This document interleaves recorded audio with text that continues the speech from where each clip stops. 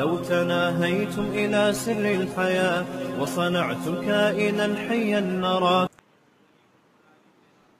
بس یار یہ حضرت علی کو مولا علی اختلافی چیزیں چھوڑ دو.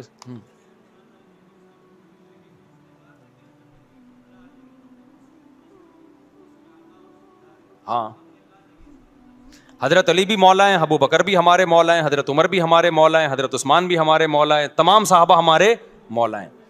سمجھ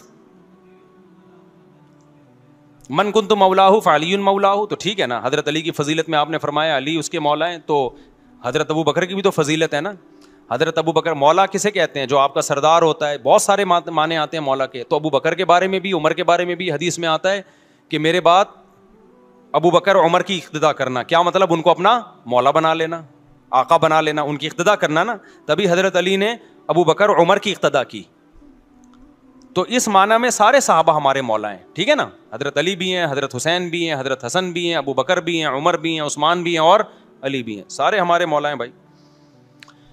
مفتی صاحب آپ سفر میں ہوتے ہیں تو میں اپنے علاقے میں جمعہ پڑھتا ہوں, لیکن وہ فرقہ وارانہ سوال پوچھ رہے ہیں میرے بھائی جو توحید پرست ہو اس کے پیچھے نماز پڑھو. جو توحید کا عقیدے کو نہیں مانتا ہو, چاہے دیوبندی ہو, بریلوی ہو, اہل حدیث ہو, جو توحید کو نہیں مانتا اس کے پیچھے نماز نہیں ہوتی. بس کچھ تبلیغ والوں نے مجھ سے کہا کہ بے پردگی والی شادی میں آپ نہیں جاؤ گے تو وہ لوگ دین سے دور ہو جائیں گے, اسلام میں حکمت ہے ہمیں جاؤ.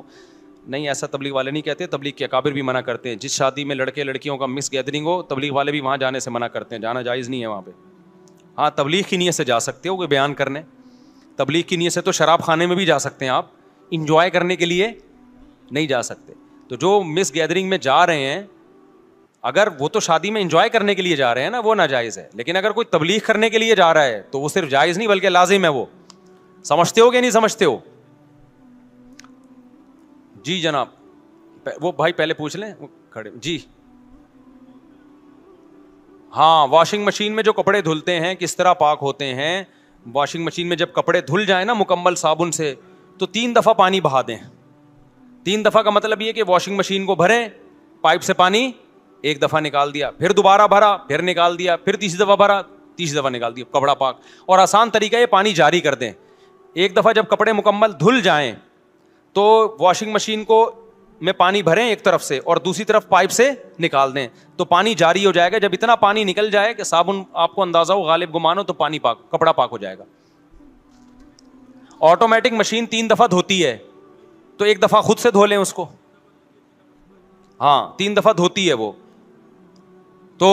لیکن اگر آپ کا خیال ہے اس سے صابن نہیں نکلا تو 1 دفعہ اور اس میں پانی. اور آٹومیٹک مشین یہ تھوڑی کہتی ہے کہ دوبارہ میں پانی نکال نہیں سکتی, تو 1 دفعہ پانی ڈال کے پھر نکال دیں اس میں سے, ٹھیک ہے نا.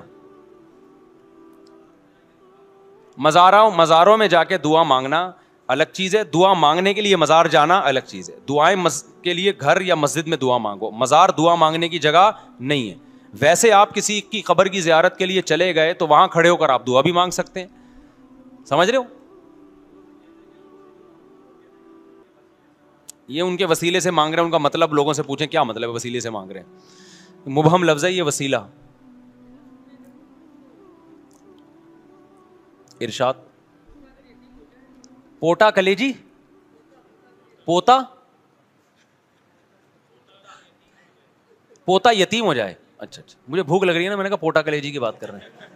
پوتا اگر یتیم ہو جائے, دیکھو جب تک کسی کا سگا بیٹا موجود ہو پوتے کو وراثت میں حصہ نہیں ملتا. جیسے زید کے 2 بیٹے تھے, ایک بیٹے کا انتقال ہو گیا اور ایک بیٹا زندہ ہے. جس کا انتقال ہوا اس کے بچے ہیں, تو اس کے بچوں کو دادا کی وراثت میں حصہ نہیں ملے گا کیونکہ سگا بیٹا موجود ہے. سگا بیٹا ساری وراثت لے لے گا.